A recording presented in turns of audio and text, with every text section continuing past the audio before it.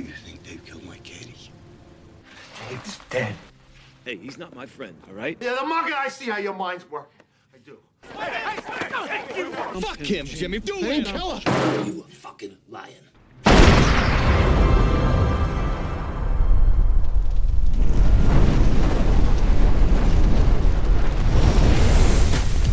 Halo, apa kabar semuanya? Semoga kalian selalu sehat dan diberikan rezeki yang berkah.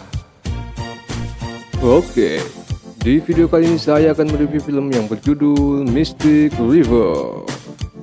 Film ini diadopsi dari sebuah novel karya Dennis Lehane yang merupakan seorang penulis asal Amerika dengan judul novel yang sama, yaitu Mystic River.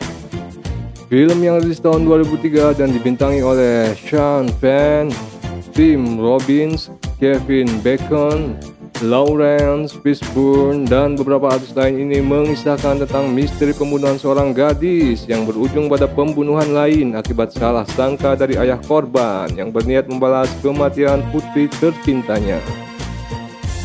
Bagaimana kisah agak lengkapnya? Silahkan disiram.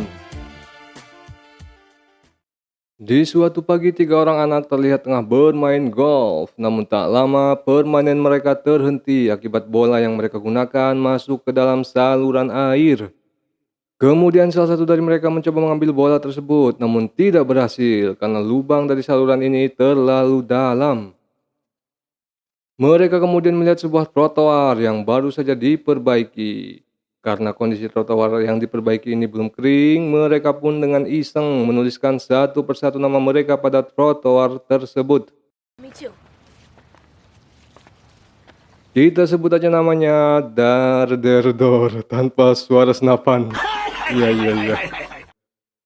Tak lama mereka pun ditegur seorang laki-laki paruh baya yang turun dari mobil dengan pakaian mirip petugas kepolisian. Ia lalu menyuruh ketiga anak ini untuk mendekat dan menanyakan tempat tinggal mereka, sementara teman dari si bapak-bapak ini menunggu di dalam bak. Di dalam mobil maksudnya. You live around here? Right over there. You? Right there. How about you? Where do you live, son? Setelah mendengar jawaban dari ketiga anak ini, dengan berpura-pura akan berbicara dengan ibunya Dor, si bapak ini menyuruh Dor yang tempat tinggalnya agak jauh dari lokasi tersebut untuk masuk ke mobilnya, dan setelah itu mereka pun pergi. Sementara itu, Dar dan Der menceritakan kejadian ini pada ayah mereka. How do you know it was a cop? Because he had a gold badge? Could you see anything on the badge? He was just writing cement and playing hockey, but they took Dave away. He was a cop. Took Davey. Mendengar cerita dari anak-anak ini, mereka menduga ada yang tidak beres dengan orang-orang yang membawa Dor. Dan benar saja, ternyata orang yang membawa Dor memang bukan polisi. Dor pun dibawa dan disekap di sebuah gudang bawah tanah. Namun beruntung, Dor akhirnya bisa melarikan diri dari tempat tersebut. 25 tahun berselang setelah kejadian ini, Dor pun kini telah menjadi seorang ayah. Tapi trauma peristiwa 25 tahun lalu terlihat masih membekas dari raut wajahnya. Sementara Dar yang merupakan mantan preman dan narapidana akibat dulu terlibat beberapa kasus perampokan, kini mempunyai sebuah toko dan mempekerjakan beberapa orang karyawan di sana. Dar mempunyai beberapa orang putri dan salah satunya bernama Katie. Sementara Der, setelah 25 tahun berlalu, kini ia menjadi seorang polisi. Oke, lanjut. Di suatu hari, Katie meminta izin pada Dar untuk pergi keluar bersama 2 orang temannya malam nanti, dan setelah mendapat izin dari ayahnya, ia pun pergi. Ia pun berjalan menuju mobilnya, namun ketika masuk ke dalam mobil tersebut, ia dikagetkan oleh seseorang yang tanpa sepengetahuan Katie sudah berada dalam mobil. Orang ini bernama Berondong, dan ternyata si Berondong ini adalah pacarnya si Katie.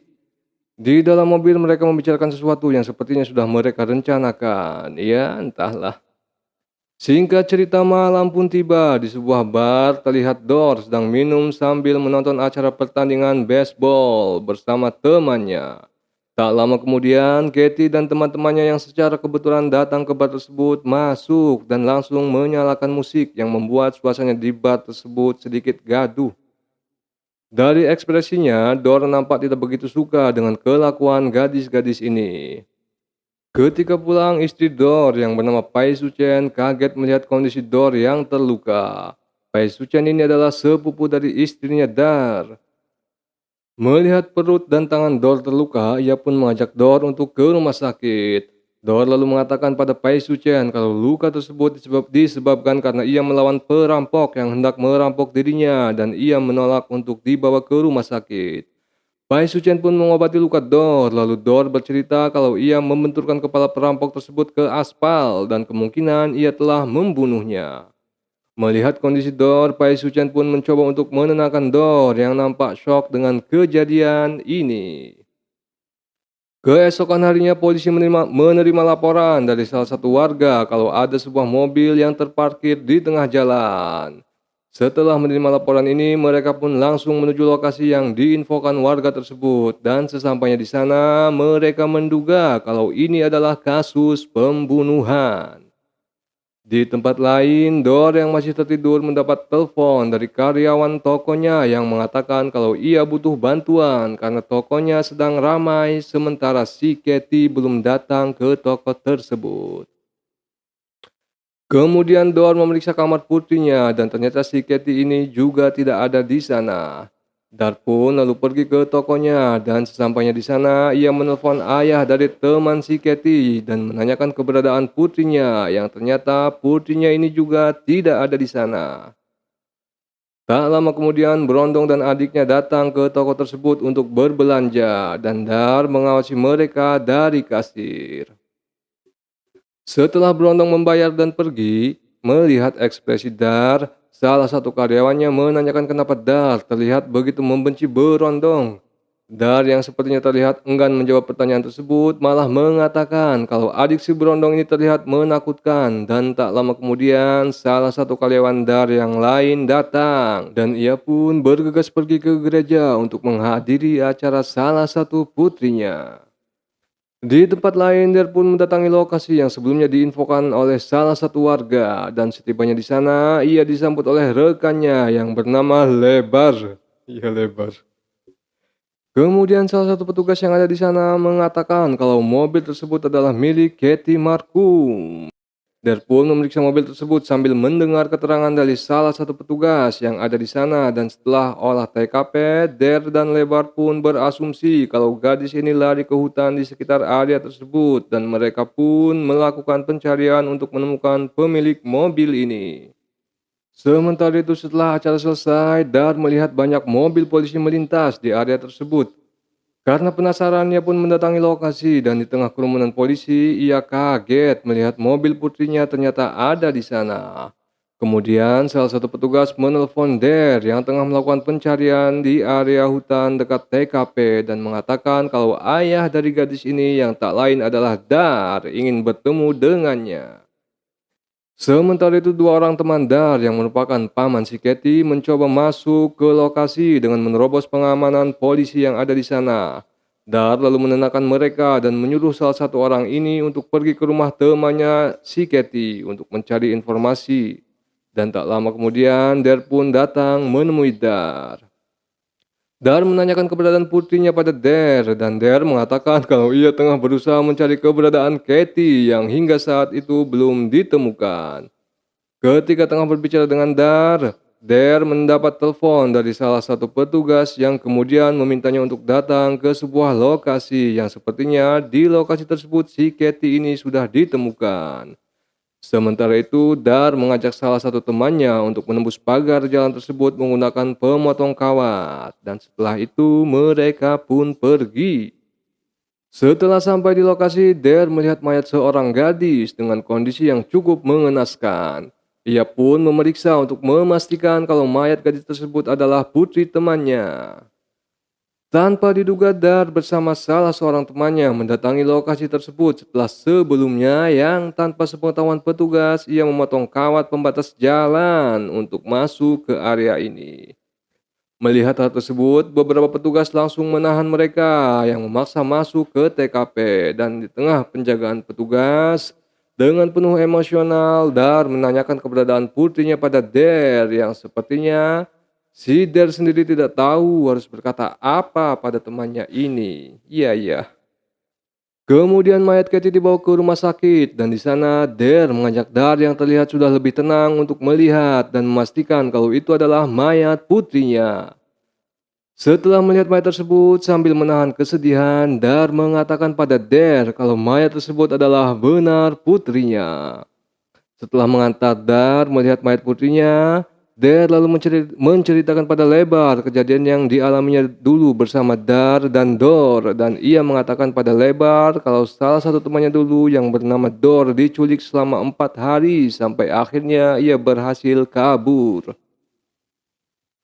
Di tempat lain, Pai Sucian yang tengah sarapan bersama Dor dan putranya sibuk membaca koran untuk mencari berita tentang insiden perampokan yang dialami Dor. Namun ia tidak menemukan berita tentang peristiwa yang dialami suaminya tersebut. Tak lama kemudian ia melihat berita di televisi tentang peristiwa kejahatan yang dialami seorang wanita dan Pai Sucian terlihat kaget melihat berita ini. Lalu dengan penuh kebingungan ia melihat ke arah Dor yang tengah melatih putranya bermain baseball. Sementara itu di kantor kepolisian terlihat Der dan Lebar tengah mengadakan rapat terkait insiden ini dengan beberapa orang polisi lainnya.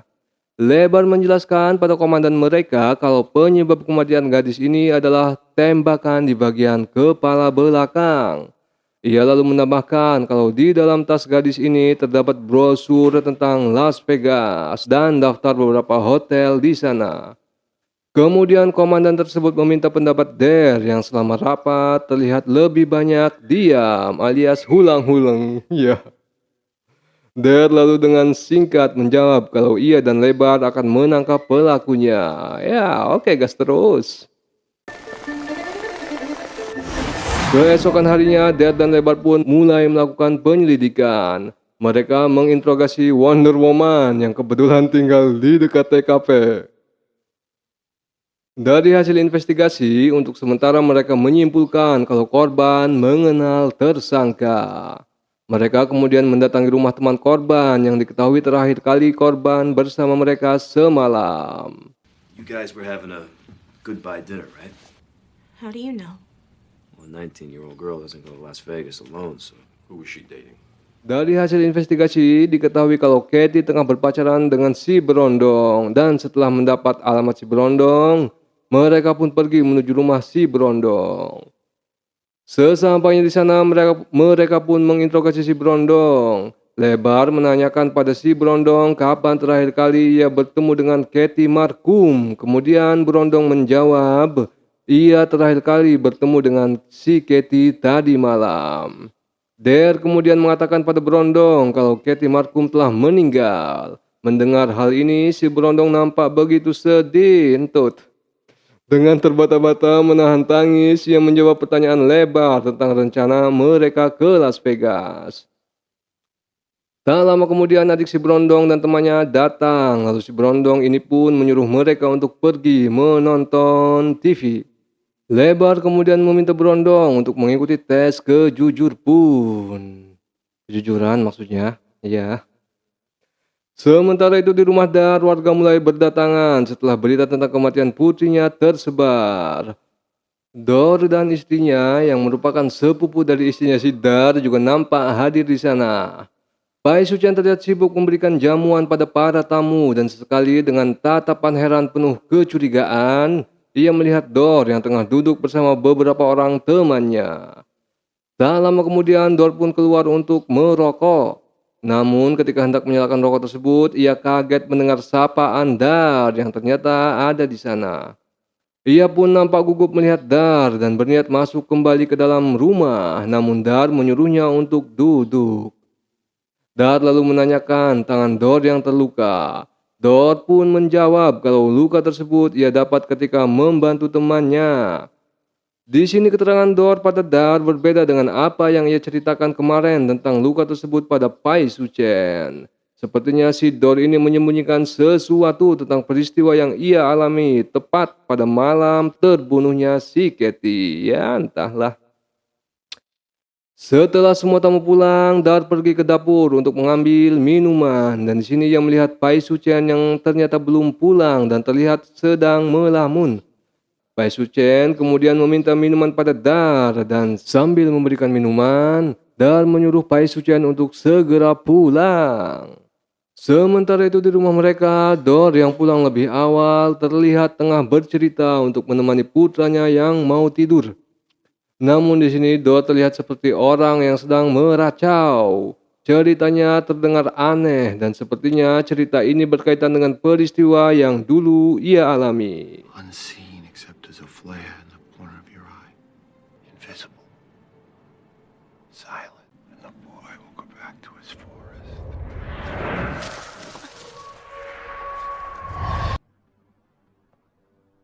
Menyadari kalau pikirannya tengah kacau, ia pun bergumam untuk berpikir dengan baik.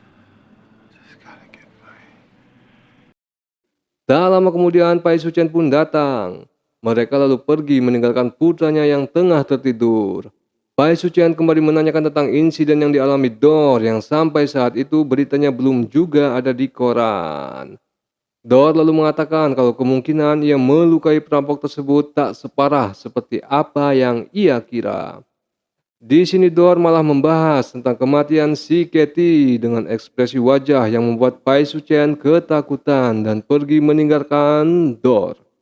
Di tempat lain, berondong yang mengikuti tes kejujuran telah dinyatakan lulus oleh si Lebar. Lebar lalu membaca daftar nama tamu yang ada di bar di malam Katie terbunuh dan ia melihat nama Dor ada di sana.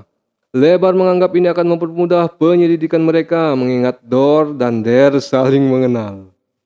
Keesokan harinya mereka mendatangi rumah Dor yang kebetulan Dor saat itu hendak mengantar putranya ke sekolah.